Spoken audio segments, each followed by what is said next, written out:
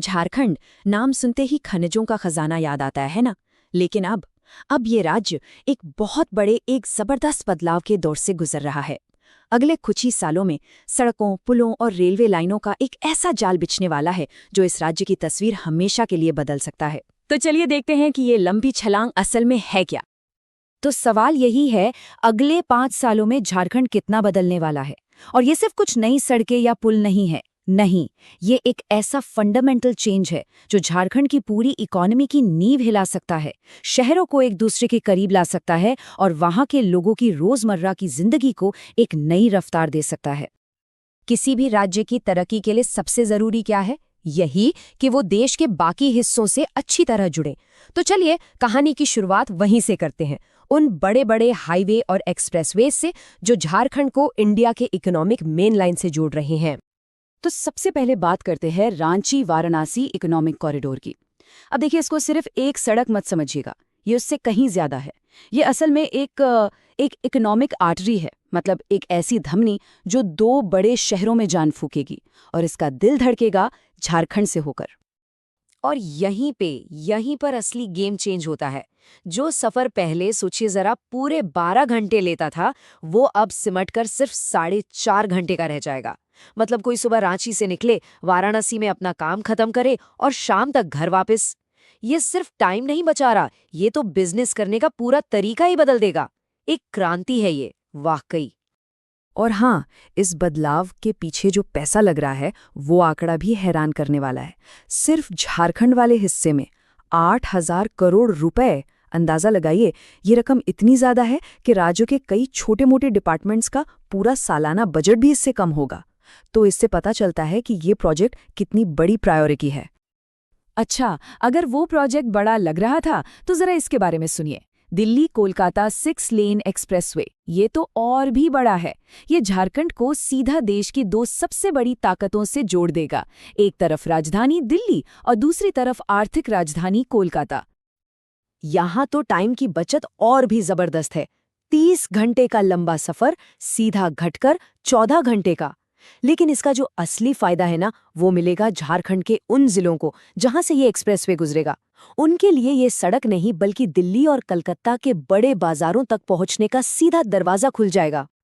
ठीक है, तो देश से तो जुड़ गए, लेकिन ये तो कहानी का सिर्फ एक हिस्सा है। असली तरक्की तो तब होती है जब राज्य के शहर और गांव आपस में जुड़ते हैं। तो अब जरा अंदर झांकते हैं और देखते हैं कि झारखंड अपनी इंटरनल कनेक्टिविटी को कैसे मजबूत कर रहा है। और यहाँ एक बड़ा ही दिलचस्प कॉन्सेप्ट सामने आता है, झारखंड का अपना गोल्डन ट्रायंगल। ये सिर्फ एक एक्सप्रेसवे नहीं है, बल्कि एक प्लान है। राज्य के 3 industrial power house Ranchi, Bokaro और धनबाद को जोड़कर एक ऐसा जबरदस्त इकोनॉमिक जोन बनाने का जहां इंडस्ट्रीज को फलने फूलने का एक बेहतरीन मौका मिले। और सुनिए, ये सब सिर्फ कागजों पर नहीं है, जमीन पर काम तेजी से चल रहा है। जैसे महागामा हंसनिया रोड का काम लगभग आधा निपट चुका है। वहीं देवघर, बासुकीनाथ और रांची वाराणसी जैसे बड़े प्रोजेक्ट्स पर भी काम ने अच्छी रफ्तार पकड़ ली है। मतलब मामला आगे बढ़ रहा है। और रुकिए, कहानी अभी खत्म नहीं हुई है। ये जो विकास का जाल बिछ रहा है ना, इसमें हर चीज का ध्यान रखा गया है। एक तरफ देखिए, रांची पटना हाईवे 2 राजधानियों को पास ला रहा है। दूसरी तरफ साहिबगंज में गंगा नदी पर पुल बन रहा है जो व्यापार के लिए नए रास्ते खोलेगा। और तो और देवघर, बासुकीनाथ रोड जैसे प्रोजेक्ट से तीर्थ यात्रियों के लिए भी सफर आसान हो जाएगा। अब तक हमने सड़कों की बात की, लेकिन सड़कें तो पजल का एक टुकड़ा हैं। असली ट्रांसफॉर्मेशन तब होता है जब शहर और उन्हें जोड़ने वाली रेल लाइनें भी मॉडर्न हो जाएं। तो चलिए अब अपना फोकस शिफ्ट करते हैं झारखंड की लाइफलाइन यानी रेलवे पर और देखते हैं कि शहरों का चेहरा कैसे बदल रहा है। बस एक बार इस नंबर पर नजर डालिए, 63,000 करोड़ रुपए से भी ज्यादा। सोचिए ये कितनी बड़ी रकम है, इतनी कि इससे देश में कई नए एयरपोर्ट्स या पोर्ट्स बन सकते हैं। और ये सारा का सारा पैसा सिर्फ झारखंड के रेलवे नेटवर्क को बदलने में लग रहा है। ये वाकई अभूतपूर्व है। तो सवाल उठता है, ये पैसा जा कहाँ रहा है? ये जा रहा है कोडरमा, रांची और देवघर दुमका जैसी बिल्कुल नई रेल लाइनें बिछाने में। और ये सिर्फ लोहे की पटरियां नहीं है, ये वो रास्ते हैं जो राज्य के उन इलाकों को मेन स्ट्रीम से जुड़ेंगे जो अब तक थोड़े अलग थलग थे। इससे मिनरल्स और लोगों दोनों का आना जाना बहुत आसान हो जाएगा। और इतने बड़े इन्वेस्टमेंट का असर भी अब साफ साफ दिखने लगा है। 57 स्टेशन ऐसे हैं जिन्हें बिल्कुल नया रूप दिया जा रहा है। एयरपोर्ट जैसी सुविधाएं मिलेंगी वहां, वंदे भारत जैसी हाई स्पीड ट्रेनें दौड़ने लगी हैं, और सबसे बड़ी बात, पूरा का पूरा रेल नेटवर्क अब 100% इलेक्ट्रिक हो गया है। ये पर्यावरण के लिहाज से भी एक बहुत बड़ी जीत है। देखिए, ये बदलाव सिर्फ आने जाने तक ही सीमित नहीं है, ये लोगों के जीने के तरीके को भी बदल रहा है। इसका सबसे अच्छा उदाहरण है राजधानी रांची, जिसे एक स्मार्ट सिटी बनाया जा रहा है। नए रिंग रोड, एलिवेटेड कॉरिडोर, ये सब ट्रैफिक जैम की समस्या को कम करेंगे, और नए पार्क और मॉडर्न फैसिलिटीज शहर में रहने के एक्सपीरियंस को और भी बेहतर बनाएंगे। तो ये सारे प्रोजेक्ट्स, सड़कें, ट्रेनें, स्मार्ट सिटी, जब हम इन सबको एक साथ जोड़कर देखते हैं तो एक बहुत बड़ी और साफ तस्वीर सामने आती है। तो चलिए अब वापस अपने पहले सवाल पर आते हैं, क्या झारखंड का भविष्य वाकई बदल रहा है?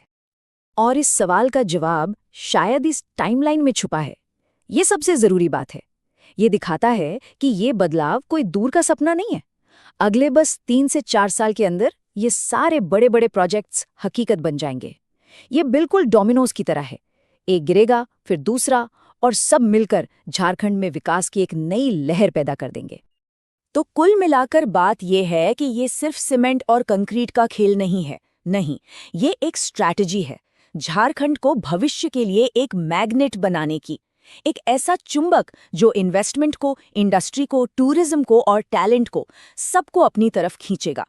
क्योंकि एक सीधी सी बात है, जब रास्ते खुलते हैं तो मौके अपने आप दरवाजे पर आ जाते हैं। तो फिर से वही सवाल, क्या झारखंड का भविष्य बदलेगा? देखिए, कागज पर और जमीन पर जो देख रहा है वो तो एक बहुत बड़े बदलाव की तरफ ही इशारा कर रहा है। ऐसा लग रहा है कि राज्य अपनी पूरी ताकत से डेवलपमेंट के हाईवे पर दौड़ने के लिए तैयार है। तो अब सवाल ये नहीं है कि बदलाव होगा या नहीं, सवाल ये है कि क्या झारखंड इस तेज रफ्तार को संभाल पाएगा, क्या इसे एक लॉन्ग टर्म तरक्की में बदल पाएगा? खैर, इसका जवाब तो आने वाला वक्त ही देगा, और वही इस राज्य का अगला चैप्टर लिखेगा।